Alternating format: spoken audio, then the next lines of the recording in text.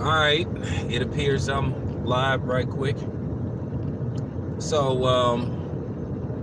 yeah, I'm gonna just talk a little this, talk a little that, talk some boxing, talk some NBA, talk a little NFL. So, man, I just did a video where I was just discussing the situation with Antonio Brown and Ben Roethlisberger and the Pittsburgh Steelers organization. How basically, you had Stephen A. Smith and Ryan Clark doing a hatchet job on Antonio Brown, which, come to find out, Ben Roethlisberger admitted that a lot of it was his fault.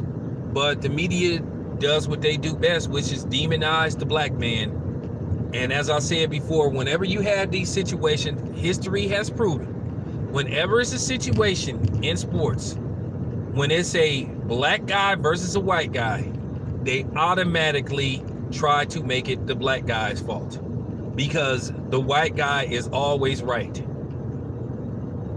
which that ain't the case. Now, what's up? Now, I support Antonio Brown, but like I said, at the end of the day, I did have a problem with him calling Shannon Sharpe a coon on LeBron James' show, The Shop, and LeBron James should have said something. And that's kind of funny. The Lakers organization is a mess because now you got Magic Johnson saying basically he got undermined and saying that those dudes snaked him. And that's pretty much the same situation what happened with Chris Mullin when he was trying to run the Warriors organization. Basically, he got snaked by Don Nelson because of Don Nelson's ego. And I think the best thing is that Don Nelson is not involved in basketball. Because like I said, Don Nelson destroyed a Warriors team that had the potential to possibly win a championship, or at least compete for a championship. He did it not once, but twice. He prematurely broke up Ron TMC, and then he traded away Chris Webber. How do you trade away the #1 overall draft pick after one season? That was just a travesty. But yeah. But now, all of a sudden, I don't see people like apologizing and retracting their vicious attacks on Antonio Brown. But we already know mixed company, they love doing that. They automatically say, yeah, Antonio Brown is a jerk. Well, how do you know? He wears mink coats.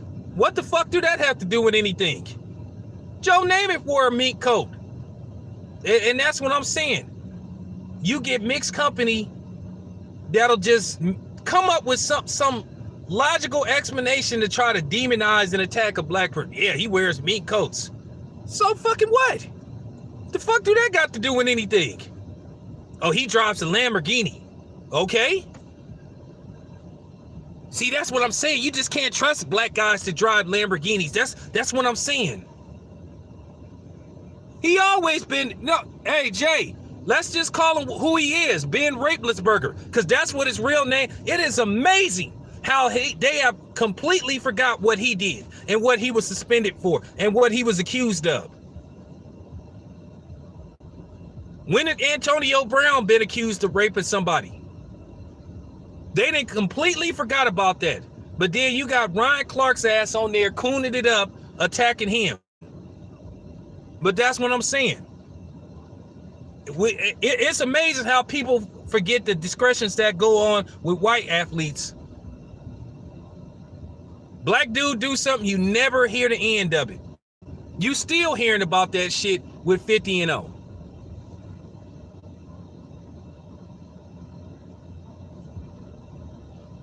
Oh, what's up, bro? You from Oak Park? You from Sac? I tried to work at that refinery. Oh, right on, man. Yeah, I go to Sac a lot, man. I tried to work at that refinery before. I couldn't pass that schematics test because I didn't understand that kind of form of math and shit. But yeah, hey, get that bread, man. Get that bread, man.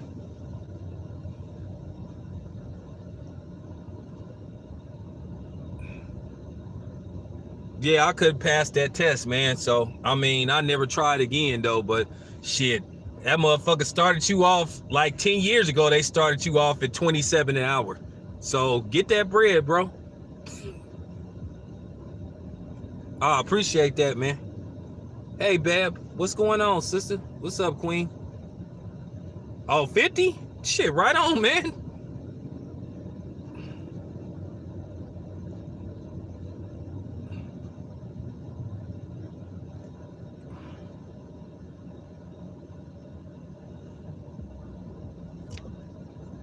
Yeah, they blamed everybody for that shit except the white guy. They, you know, I kind of didn't like the idea of how Mike Tomlin handled everything, but at the end of the day, Ben Roethlisberger now all of a sudden after the damage is done, after they didn't try to like run a smear campaign, now all of a sudden, oh well, it's my fault because I should have been a better man. Fuck you, dude. Fuck you, dude. You let him leave, and then you let them like do a smear campaign against him. Now all of a sudden, oh man, well,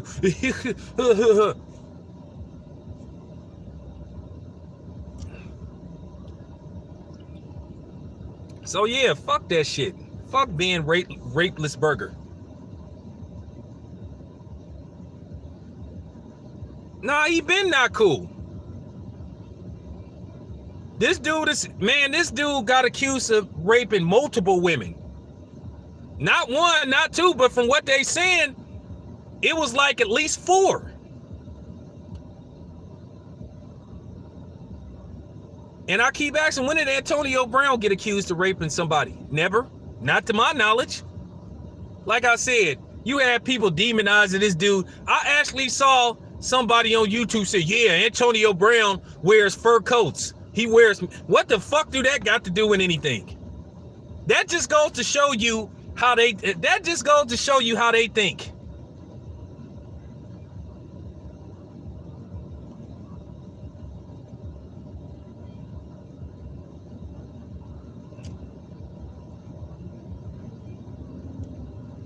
Yeah, you got it right. Big Ben like raping people.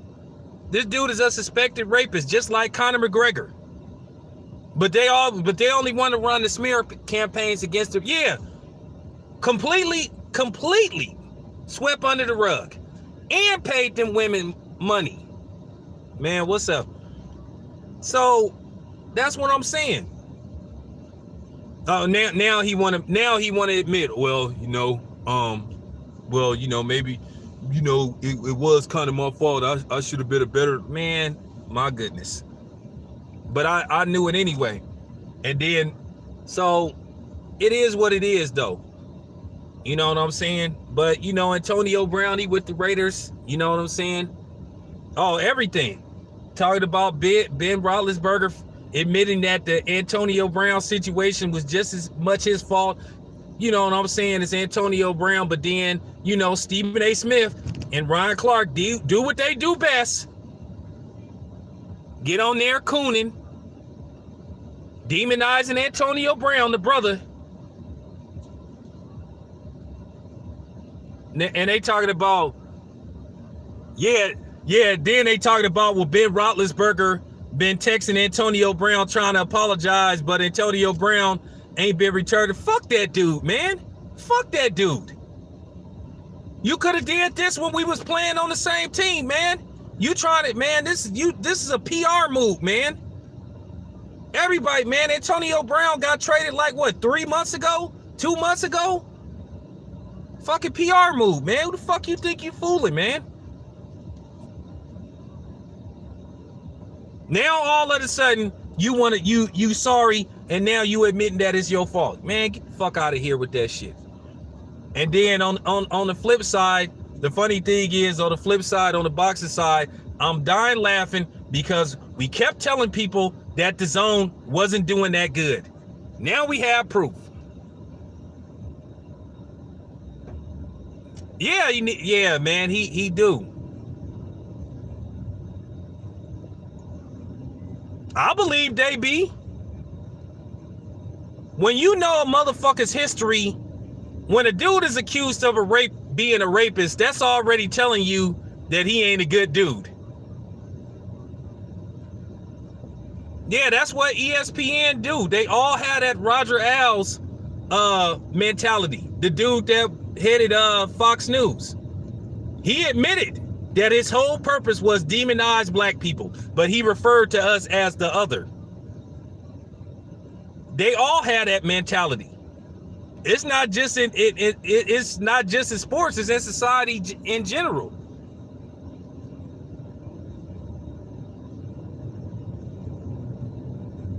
Man, of course, if he was black and got accused of raping 2 women, he wouldn't have, or multiple women, he wouldn't have a career. And if they was white, he would be already out of football.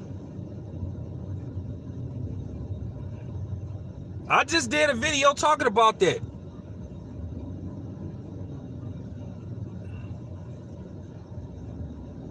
I'm just telling you, man. Ezekiel Elliott, real talk, his lust for white women, that's gonna be his downfall. That's gonna be his downfall.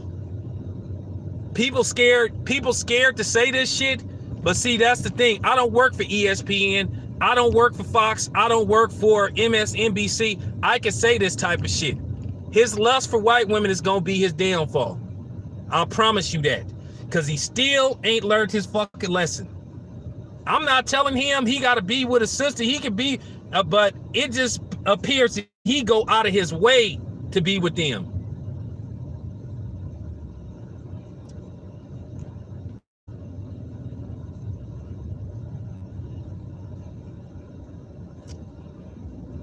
Oh, as far as Zion go, if he ain't learned his lesson after what that skank did to him, then it is what it is. And then the funny part about it is it backfired on her. Everybody was roasting her ass for basically clout chasing, and then basically putting something like that, to where people could, see and hear about it.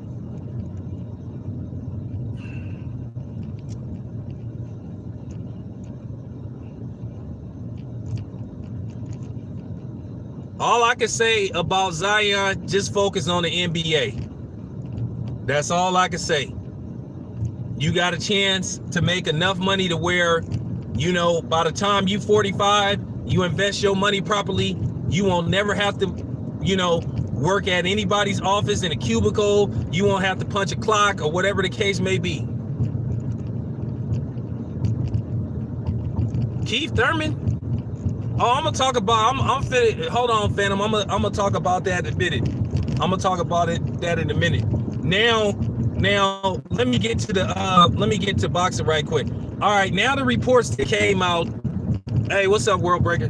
I'll talk to this with World Breaker. A lot of the brothers discussed this. The LDBC. I sent the article to Dante, so he'll probably talk about it later on, because he in Thailand, they time difference is like 15 hours ahead. So it appeared that what we all been saying about DAZN ain't making no money. DAZN is in serious debt. And once again, Deontay Wilder is justified for not taking that deal. When I say they are in billions of dollars in debt, even though they had a company that sort of like bailed them out, they profit margin and they worth in the United States decreased dramatically over a year. Now, you already know people gonna make tons of videos bitching and whining about we want DAZN to fail and all this type of shit. Oh, they're just, look, I'm gonna be completely honest with you.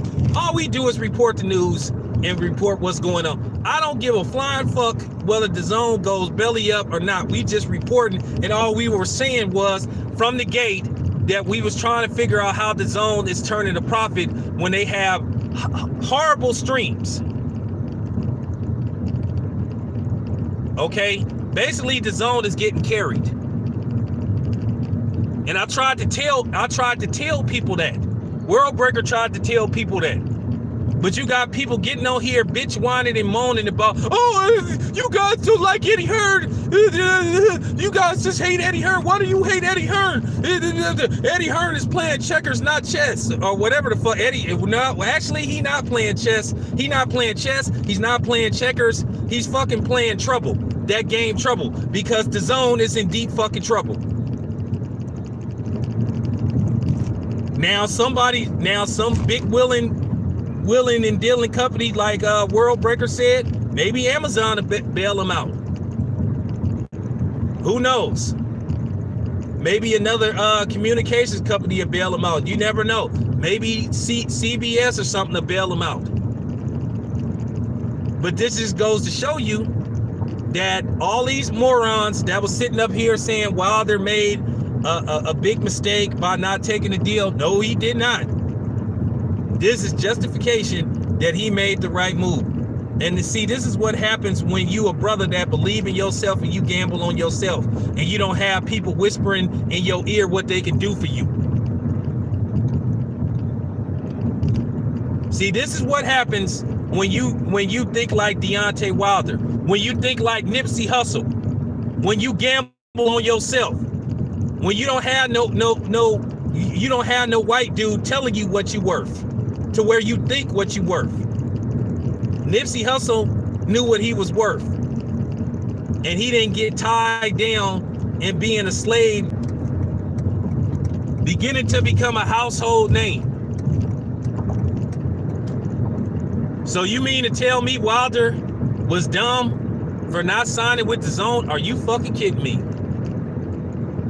Like I said, I don't know why people like get mad when we put out these reports, because at the end of the day, the people that's giving y'all the best news is the LDBC, Black Media, New Media, World Breaker, 7A Sports, Boxing Ego, Tay's Boxing Nation. We the ones that's out here really doing the groundwork, giving y'all the updates, giving y'all the real scoop on what's going on. We the ones that's actually going to these fights. We the ones that's actually talking to these boxers, the barbershop conversation, so we know what's going on.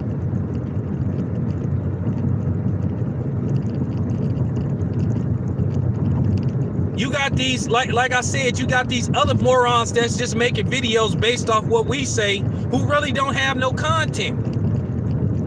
They ain't even giving y'all reports. All they doing is making videos bitching about what we say. So they not really giving you news. They just a bunch of whiners, a bunch of bitches, a bunch of punk ass niggas that pee sitting down. You know what I'm saying? We the ones that's out here doing the groundwork, telling y'all. We tried to tell y'all that DAZN wasn't making any money. We told y'all that months ago, that they wasn't turning a profit. Now we got proof. World Breaker been on this shit from the gate. I've been on this shit from the gate. I gave you the numbers. How the fuck you turning a profit and you doing 15,000 streams? How you making money if your biggest star that you got signed, Canelo Alvarez, last fight didn't even sell out?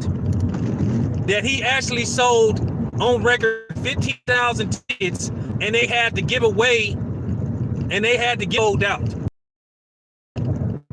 But then these morons come on here talking about, oh, you're just hating on Canelo because he Mexican.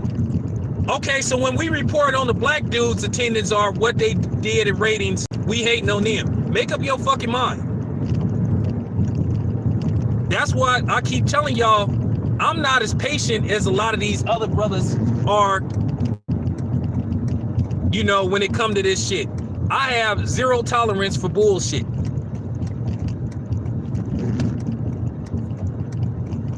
Zero tolerance.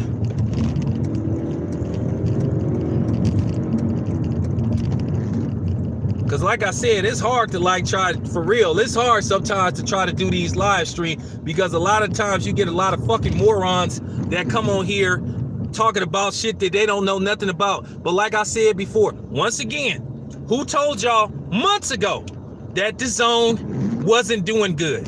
And now we got proof. We didn't write this article. Somebody else wrote the article. So are you gonna go to them and say, hey, why you hating on Eddie Hearn? Why you hating on DAZN? Is you gonna make videos about them? No. Because at the end of the day, these motherfuckers is fake.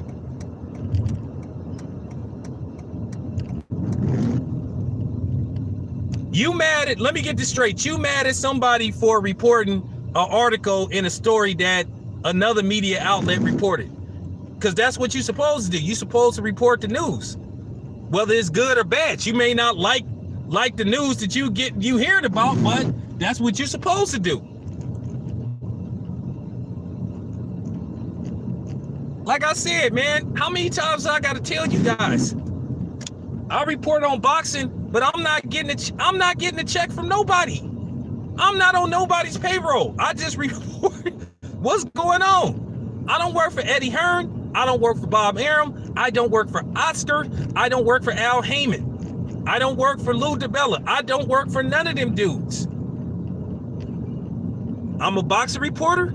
That's what I do, report.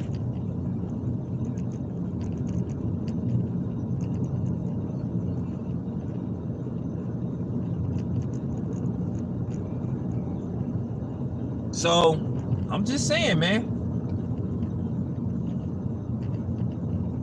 At the end of the day, real talk, now that the reports that came out, Eddie Hearn is going to have to answer a lot of questions. Now, we know Eddie Hearn. I give Eddie Hearn credit. Eddie Hearn is very good at thinking on the fly. I told you, when you Eddie Hearn and you in the type of business that he's in, the type of business that Bob Arum is in, the type of business that Al Heyman is in, Oscar De La Hoya, Lou DiBella, you have to prepare yourself to answer certain type of questions, no matter how uncomfortable they are. That's real talk. You have to prepare yourself.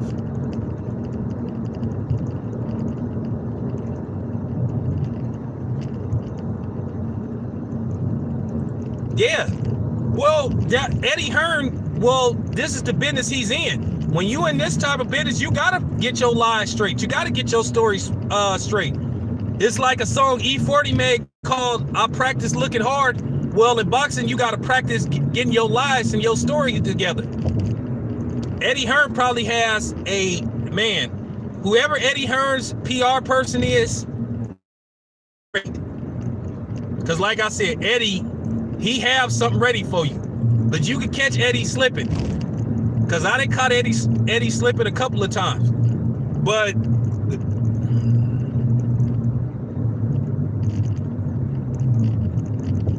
yeah, LeVar Ball, that's what he could do. But at the end of the day, LeVar Ball got backed into a wall because his best friend was stealing from his son. And basically, when it's proven on paper, and it's documented that your buddy was stealing from your son, you can't really talk your way out of that. The best thing to do is to be quiet. Yeah, exactly. He talked all this shit about Big Baller Brand, but he was wearing Nikes and Adidas. But he had his lies put together. Well, I don't want to mess up my brand. But if you supposed to have your own shoe line out, you supposed to be advertising your shoe brand. If I got to deal with Reebok, what the fuck I'm doing wearing Adidas or New Balance? That doesn't make any kind of sense. Like I said, LeVar Ball got caught slipping.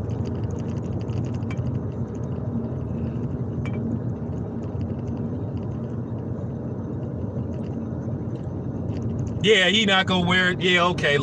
Hey, you wear your shoes whenever. Wait a minute, ain't you the owner? Ain't you the owner of the company? Don't you have thousands of pairs to your disposal? What the fuck it look like me caring if I mess up a pair of my shoes? At least people seeing me wearing them shoes. That didn't make any kind of sense. But that's what I'm saying about guys like Eddie Hearn. They prepare themselves for this type of shit. Eddie Hearn, like I said, next week is fight week. Y'all know Blue Blood is going to be on Eddie Hearn's helmet. And a lot of other people. the fight hypes. So they're gonna have to ask questions about, hey Eddie, what's this story that's going on with the zone about them not turning a profit, that they're billions of dollars in debt, and that you had to get, you know what I'm saying, that your investors is not making money and you had to have like a second party company like try to bail you out.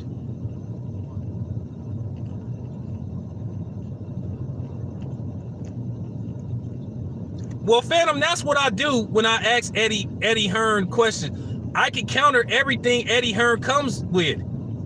He said, well, Deontay Wilder, nobody knows about him. Well, can you say that now?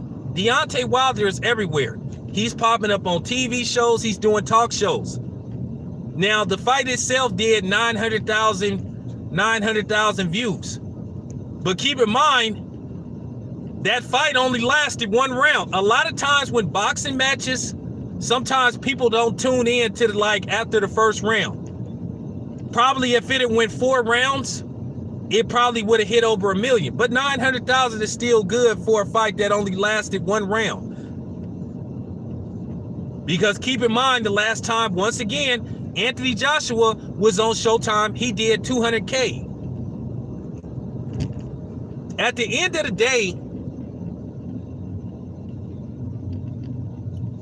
Mike, he gonna have to answer Blue Bloods questions. See, here's the thing. Those guys like Fight Hub and Fight Hype, they want to keep their relationship as clean as possible. They not gonna ask him no questions like that because they scared Eddie Hearn is gonna get mad. Oh man, yank their credentials. I think that would be pretty petty to yank somebody's credentials because they asking you a question that is related to boxing and to a company that you are heavily advertising. When I asked Bob Arum about the comments that was made by Barry Hearn, I didn't go in there. I forgot to ask him about his comments about Al Heyman not wanting to work with the white dude. I can't go in there and say, hey, Bob, are you a white supremacist? Hey, Bob, are you a racist? Or shit like that. So then if I ask him a question like that, okay, he got me. Then he could say, oh, this dude is rude. Oh, this dude tried to do this. Oh, man, he can't come to, you know what I'm saying? I know what questions to ask these dudes.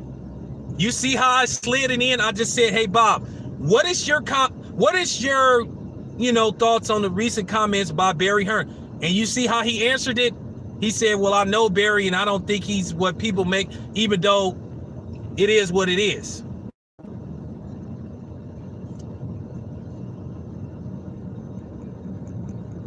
How many times have you heard Anthony Joshua pull this shit?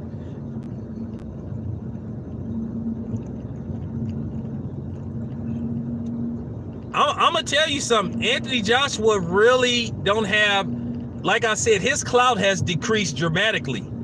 Anthony Joshua,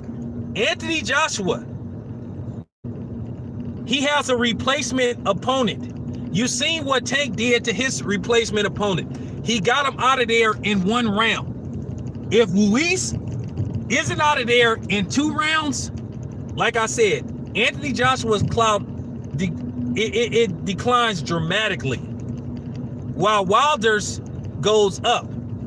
Based off the fact that he got rid of Brazil in 1 round. It took Anthony Joshua 7-8 rounds to get rid of Brazil.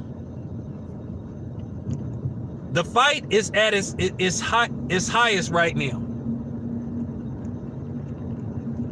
Well, that's what I'm saying, Phantom. I can't come in there and say, hey, Eddie, are you a fucking racist? Hey, Eddie, your dad's a racist. Because if I come in there like that, they're going to think I'm a clown.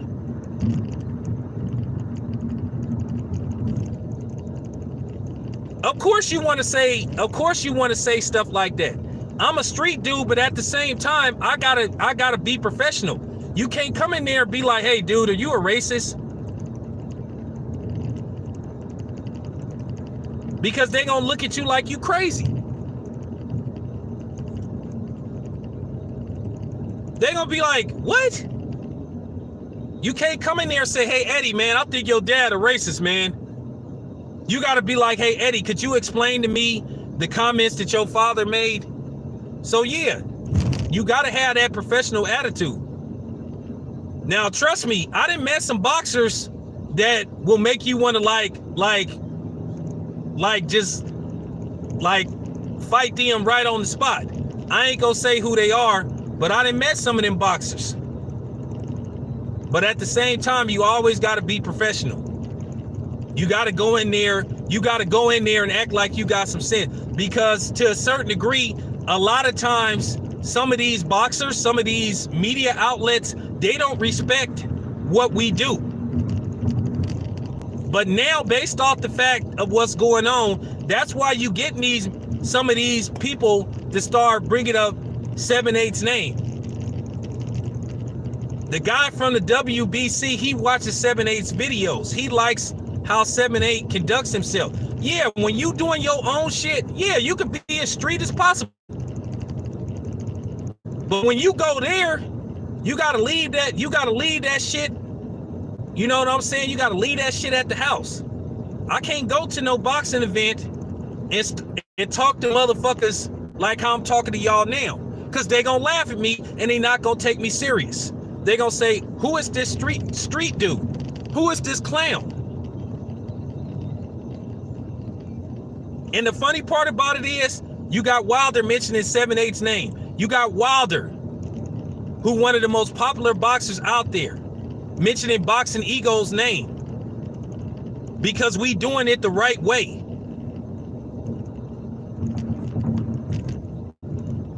And all that's gonna do is make Boxing Ego's popularity go up. That's gonna make 7-8's popularity go up.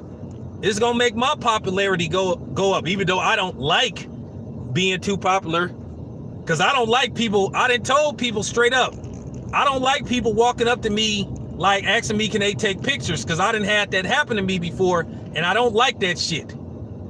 That's why I don't show my face that much.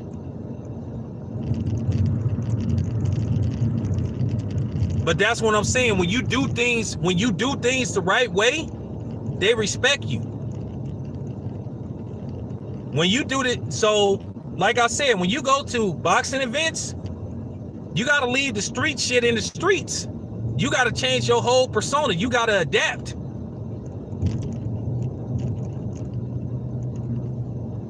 Cause then, like I said, you gotta understand. Else, if you go in there talking a bunch of bullshit and acting like you ain't got no common sense. Cause like I said, once again, they will not take you serious. So that's what I'm saying. I got to go in there with a different mentality. When I go to these boxing events, you know what I'm saying? I got to do things different. Because like I said, if I came in there all hood and street and shit, yeah. You know what I'm saying? I might get a shitload of views, but at the same time, I'm not going to get invited back. Now that people see me at these events, they respect me and shit. A lot of the other media people, they walk up to me, shake my hand and shit. Because when I go to these events, I conduct myself in a professional manner. I know who all these dudes is. The Fight Hype dudes, the Boxing Voice. What's my honest opinion on Mario Barrios? I think he got the potential to be a superstar in boxing. He got a good hand on his shoulders, but it's something I want to say really bad, but I ain't gonna say it. I think Mario Barrios is a good boxer, and I think with time and patience, I think he can become a really good boxer. I met his father. His father is cool. I met his mom. I hung out with his father like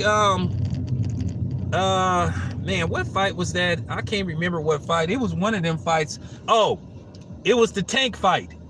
I hung out with Mario Barrios' father.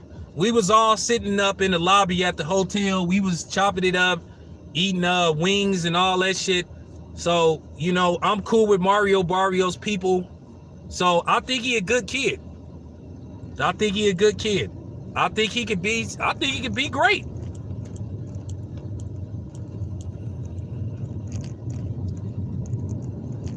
Well, I'ma try.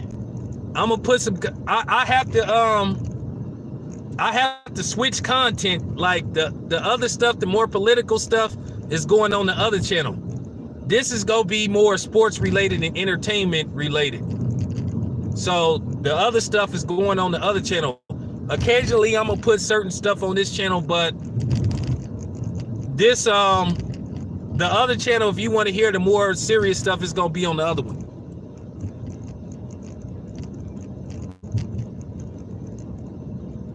Cause I want to keep I don't want my I don't want to lose both channels.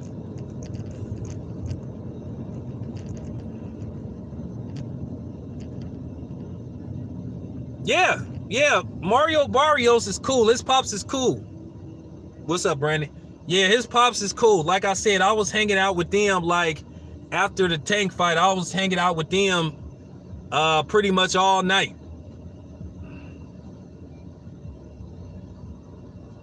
But yeah, I think he got the potential to be a very good fighter.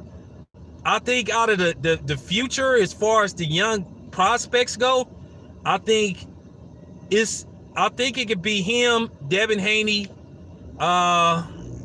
You know, you always have that next generation, but at the end of the day, you got to wonder, okay, are these guys gonna fight each other? That's the problem.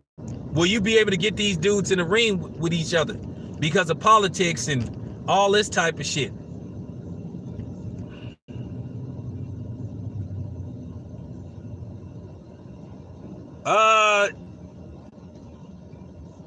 I don't know yet. I'll talk to Dante about it. We trying to figure out what we want to do, because I might sit the Keith Thurman fight out. I might go. I'll let you guys know in a month, but I definitely will be at Charlo. I will definitely be at Charlo and Harrison. I will definitely be at that fight. I'm definitely gonna be covering Charlo and Harrison. Keith Thurman, Manny Pacquiao, that's yet to be determined. Danny Garcia versus Mikey Garcia, if that fight comes to fruition, I'll be at that fight, because that's supposed to take place at the Staples Center. And then there is a rumor that you think man, I'm gonna be completely honest with you. I think this fight might be a trap fight for Manny Pacquiao. I think you might see the old Keith Thurman in this fight, in which I think will be, look, Keith Thurman got more to lose than Manny Pacquiao. Keith Thurman, the pressure is really on Keith Thurman, because we already know if Manny Pacquiao loses, you're gonna hear that shit that he was old and he was past his prime, just like they did with Jeff Horn. Oh, well, Manny was old anyway, or Manny got robbed. No, he didn't. He lost to Jeff Horn flat out. He lost. He got beat. Now, keep in mind, everybody said he was. Now, keep in mind, everybody said he looked sensational against Adrian Broner, which he didn't. He looked 40 years old to me. He looked good against Adrian Broner because Adrian Broner allowed him to look good because he wouldn't throw punches. I'm telling you, if Keith Thurman land that uppercut, you're going to see Manny's ass flying backwards.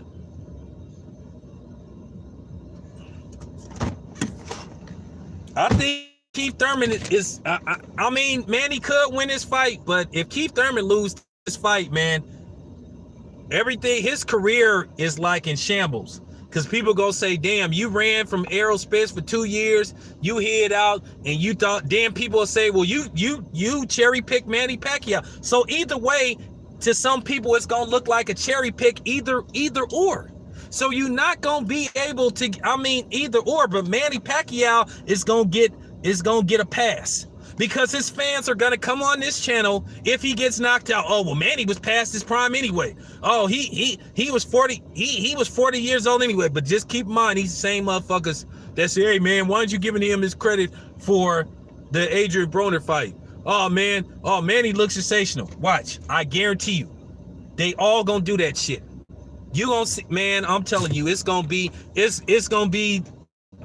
I mean, for real, it's gonna be like at Denny's. It's gonna be pancake flipping, flip flopping. Mark my words. If Manny get beat, You gonna have people say, "Oh, Manny was old anyway. He should have retired. It was a cherry pick." And then you gonna have people saying all of a sudden that can't stand. You gonna have people saying, "Oh, well, tell Keith Thurman to fight Errol Spence."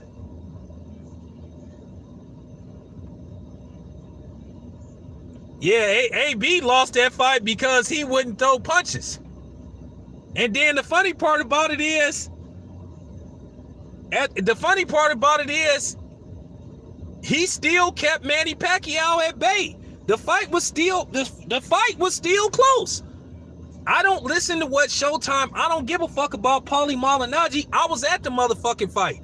Manny wasn't doing shit neither, except throwing punches and resetting.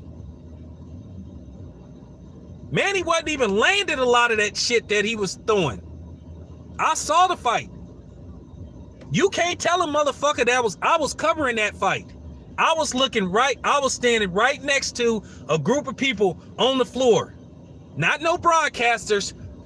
Up until they was calling that fight, a lot of people after the fight said, "Hey, this fight should be a draw." But we knew they was gonna give it to Manny Pacquiao.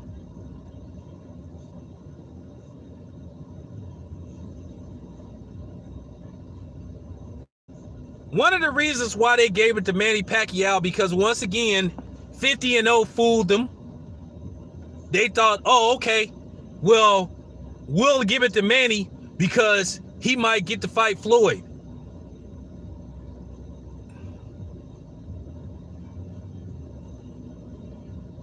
Well, a lot of people, Aubrey, thought AB won the fight.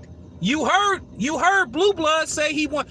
People made it look like it was a travesty. Well, Phantom, that's the story of America. Hey,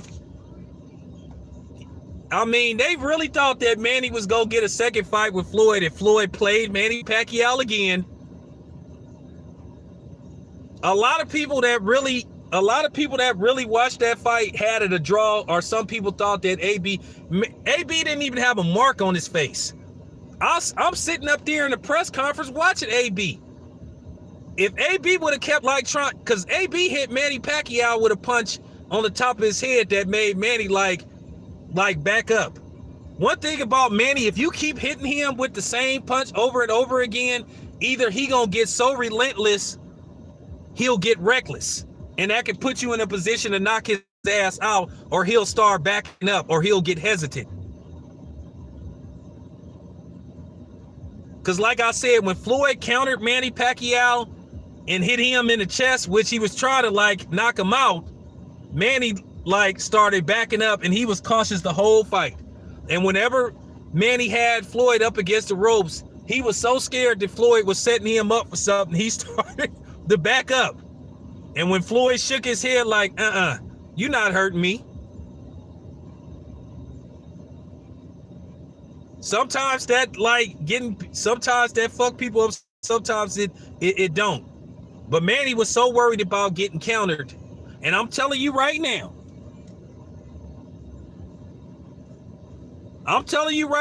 if Keith Thurman land that uppercut on Manny Pacquiao, Manny gonna be in serious trouble. Because Manny is gonna have to try to fight Keith on the inside at time. And we all know Manny Pacquiao is not comfortable with fighting on the inside.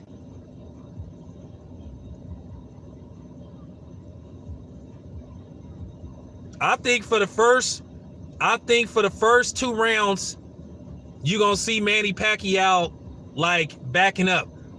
People be fooled by this, Manny Pacquiao just, as soon as the bell ring, he comes forward and shit. Keith Thurman, if he can put pressure on Manny Pacquiao and keep Manny Pacquiao going backwards, Keith Thurman got an exceptional chance to end that fight early. I think Keith Thurman need to use his size.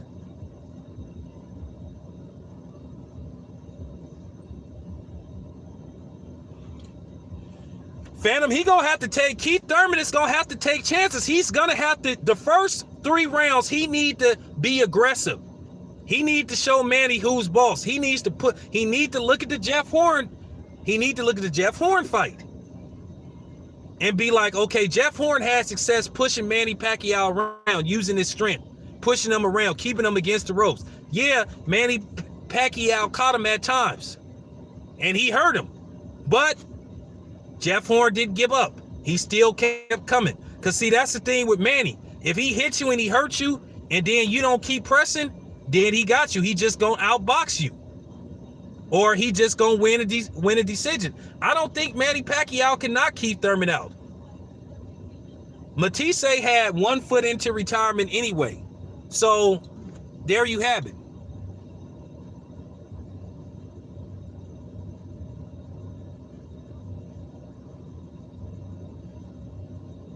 Well, Phantom, that's you hit the nail on the coffin. Keith Thurman out of the first 6 rounds, Keith Thurman need to get at least 4 of them. And then the next 6, try to get 3. But pace himself. Manny don't fight good when people come straight at him. And Keith Thurman is gonna attack. And I think that's the key to Keith Thurman winning that fight. Attack, attack, attack. Don't panic when you get hit. Even if Manny Pacquiao catch you with something, unleash. That's what Marquez kept doing. Even when Marquez took 2 from Manny, he would hit Manny with 4. Even when Manny would land a boom boom, Marquez would come with a 3 or 4 punch combination on Manny. He would counter him. He beat Manny in those 3 fights before he slept Manny by countering Manny. Counter him with combos. And he was willing to go toe-to-toe with Manny. And that's another thing. Manny really don't like people that go toe-to-toe with him. Exactly, Phantom. Keith Thurman need to push Manny Pacquiao against the ropes. Bully him. Try to I'm telling you. That uppercut he hit Sean Porter with, which, by the way, Sean Porter got a hell of a chin. That punch is going to knock Manny Pacquiao out.